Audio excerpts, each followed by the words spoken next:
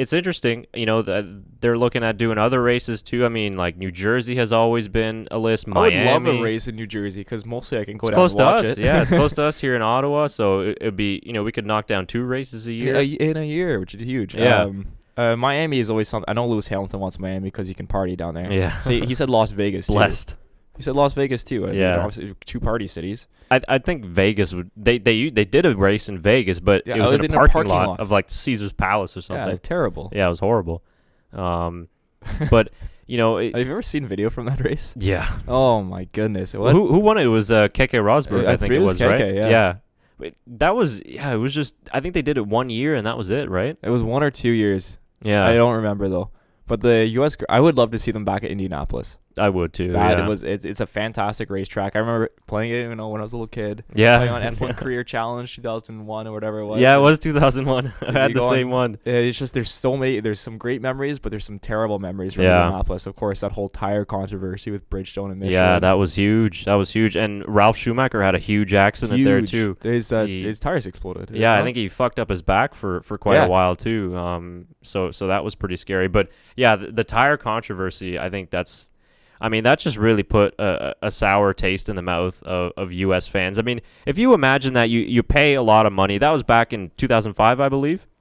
I don't remember actually. Yeah, early sort of 2000. So ticket prices were probably still expensive then, but not as much. That was when F1 was really, it's hardest like at its peak. Yeah, It was a lot more popular than it is right now. Yeah. In my mind. yeah, I don't know about like revenue ticket sales. I'm Yeah. not into that. But in terms of hype around it, there really was a lot when the Schumachers were there. yeah. 2005, Alonso. 2009 area. Yeah, the young Alonso and obviously the V10 engines. Like a lot of people just came for that reason. And, that was a big thing in the States. Is that after that was sort of the end of a Formula One United States relationship until obviously 2012 when it came back in Austin.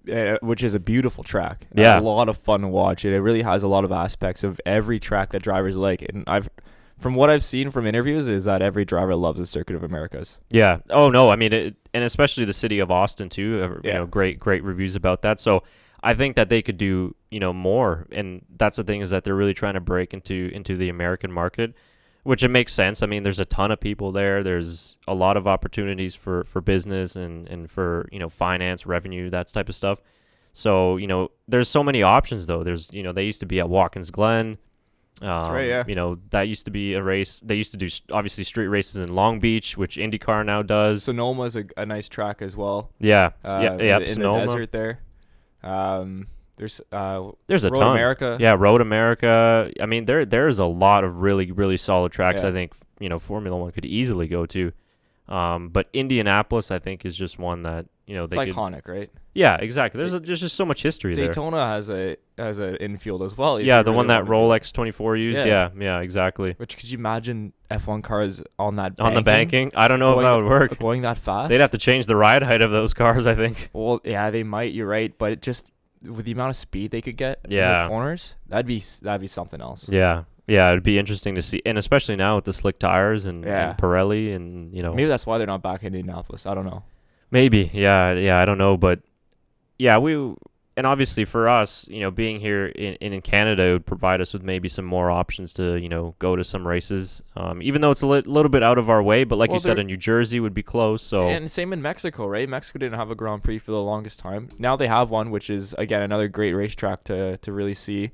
I love the stadium section, that racetrack, but the North American demographic, I think this new F1 ownership is trying to get into, really trying to get into, and it's always been there, but it's never been exposed to its greatness like it should be. And that's not taking any away from the European markets. They shouldn't take away from the European markets. They shouldn't take away from the Asian markets as well, because that's where it's most popular, 100%. Yep. You go to the States, NASCAR is the main auto racing sport.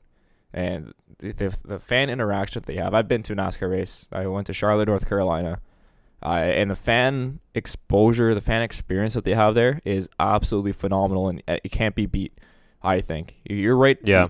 I was in a park, a trailer park, and there was drivers signing autographs in the trailer park. Yeah. Like, it's, Well, maybe it's because they also live there as well. no, they're at their, No? they're at Okay. their they're at their team station. It was just outside of the actual racetrack. Okay. You got to rent headphones, and you could scan between every single team Oh, and nice. hear the drivers live. So I was watching the race, and I got to listen to the last. It was a phenomenal race. Mm-hmm. We got to listen to the last 3 laps. If everyone knows NASCAR, is the Coke 600, so it's an iconic race, longest race of the year. And I got to listen into the final laps. I was listening to Dale Earnhardt Jr. And I could hear from live time before everyone knew, I'm out of gas on the last corner on the last lap. I could hear him. I'm out of gas. Mhm. And so I looked up, and there he was, slowly starting. And Kevin Harvick came up and won the race. That's the fan experience that people need in F1. Could you imagine listening to that with real time, being at the racetrack, listening to your favorite driver, radio conversations? I'm sure the teams would hate it. Yeah, they would. They already hate it. Yes, but it would be fantastic for the fans. Yeah.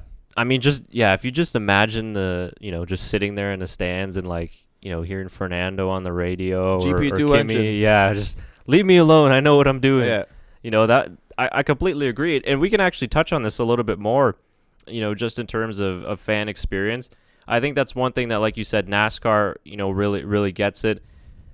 From my personal experience last year when I went to the Canadian Grand Prix, the event itself, what you go for is obviously the cars. Yeah. That's a great experience and you really enjoy that. But in terms of the fan experience, I think they just really missed it.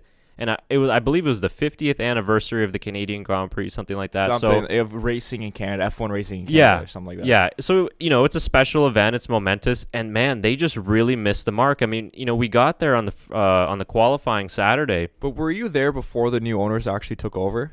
I was there in 2013, yes. Yeah. And, it was a bit better in terms of they had more giveaways. They had a little bit more fan interaction. Because I feel like the second half of the season, it really started to feel like a different F1. Yeah. And the thing is I'm talking more in terms of the actual track organizers right. Yeah. and not so much, and maybe they need to work together as well. But, we got there and, we had to wait in line for like an hour just to get our tickets, even though we already had our tickets purchased. But, you got to get it validated. You got to get it printed off. So, you got these lines that are going almost out of the park, and cars are already going out on the track. Well, and that's what every second that a car is on a track, Yeah. you want to go see because some teams will spend 10 minutes in a practice. Exactly. And it was a practice session, right, just go. before the qualifying. So Saturday is sort of one of those limited days because they only do, the 1 hour practice and then the quick qualifying. Whatever other races are going on, the mini series that are going on, Nissan Micro Cup or something, I don't know. Yeah, or Ferrari Challenge, which is great, but you're there for, obviously Formula One. So I think that the F1 owners and the track organizers, they need to do a little bit of better job of coordinating, like you said, a good fan experience. Because you want to leave there with something, whether it's a free giveaway or whether it's just a really good experience where it's like, I want to come back next year. Because, if anybody knows anything about going to a Formula One race, man, it's not cheap. No, it racks up. If you're going with a family, I mean, good luck. Because it's going to cost you a couple $100s. Even merchandise is expensive. Merchandise right? too. Yep, exactly. And that's not counting, driving there or hotel or wherever you're coming from. So I think they really need to address that because I think, like you said, NASCAR they do it a little bit more fan friendly, which is why it's a lot more popular in the U.S. No, 100%. NASCAR does a lot to make it. I know they have obviously their garage passes where you go down and you can walk inside of the garages and see where the guys are working on the cars right there in front of you, and they have a little window with a little slot for autographs, and the driver will sit there. They have an allocated time to be there, and they have to be there. Yeah, and they sit there for whatever it is, 30 minutes to an hour, and sign autographs and meet fans, and you can walk. I mean, we see it too with F1. You have your pit passes, you can walk and meet the drivers there too. Yeah, but I mean, this is all. But I mean, like very common. These are thousands of fans. Yeah, tens of thousands of fans down there in the pit level, not just 1,000 or whatever it is. Yeah, but I mean, if you want a pit pass, like maybe be prepared to tap into your life savings or something like that. In F1, 100%. I don't think that comes NASCAR, cheap. It's not that more expensive. Well, and the same goes for IndyCar. I mean, the race in Toronto, the street race, it's the same way. I mean, you can get your paddock, tickets, which have gone up a lot in terms of price over the last couple of years. But still, you can get in there, and like you said, your drivers are right there. They're coming in and out of the pits, so you see them. You can get your autographs. You can get your pictures. Some are really nice. They'll come out, if you're waiting for them outside their their trailer home, and you can see the cars. They're right there. They're working on them and taking it apart. I mean, I remember when I was a kid, we went to Sebastian Bourdais' pit, or not the pit, the paddock area where his car was, and I got to sit in his car. That's so cool. And I was like, I don't know, 7 or whatever at the time. But like I said, it was just such a cool experience. So, to do something like that for kids and stuff like that, that was really a really fan friendly type of event. So because they're very closed off, with their drivers, they got their separate homes, and, you really can't get access to them. So it's a shame.